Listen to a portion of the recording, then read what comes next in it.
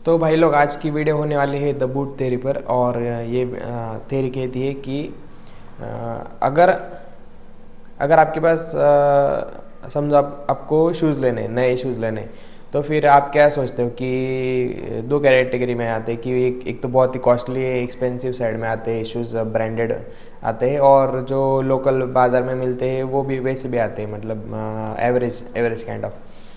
तो अगर आप सोच रहे होंगे कि इतना महंगा शूज़ लेने से अच्छा वैसे ही दिखने वाला अगर शूज़ 300 400 500 में अगर मिल जाता है तो मैं वो ले लेता हूँ, तो पैसे बच जाएंगे और शूज़ भी हो जाएगा, और देखने में वो सेम ही लगेंगे ना। तो इसलिए अगर आप ऐसे सोचते हो तो ये वीडियो आपके लिए।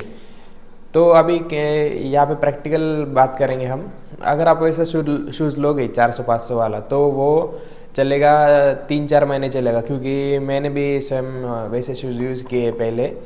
तो मुझे दिखने में वो शूज़ बहुत ही ज़्यादा स्टाइलिश लगते थे, कूल लगते थे, लेकिन जैसे ही मैं उन्हें पैर में मतलब पहनता था तो उतने कंफर्टेबल नहीं लगते थे, और ऐसा पैर से बिल्कुल अलग लगते थे।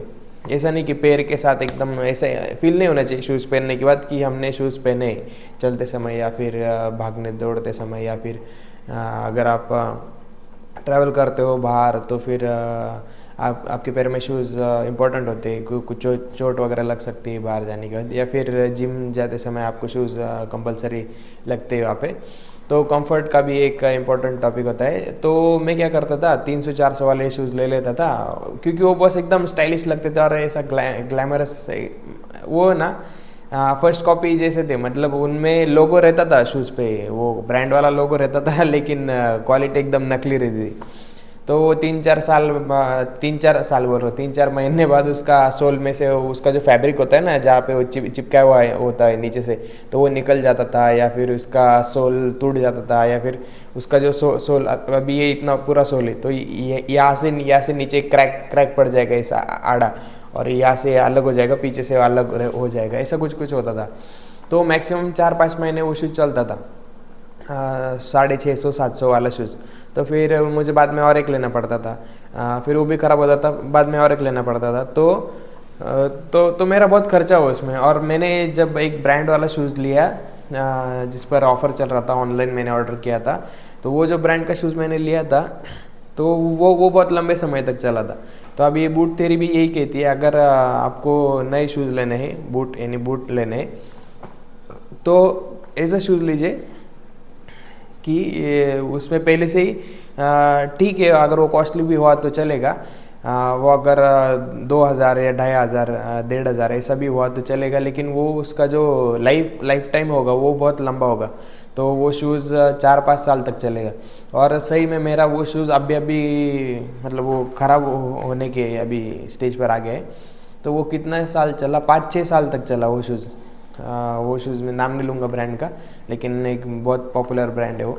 तो 5 6 साल तक मैंने वही शूज़ यूज़ किया, दूसरा लेने की मुझे ज़रूरत भी नहीं पड़ी, और इतना दिखने में भी इतना अच्छा था और ब्रांडेड भी था। तो कैसा अपने आप को भी थोड़ा अच्छा लगता था कि स्टाइलिश शूज़ पहने, और कंफर्ट में भी एक नंबर था।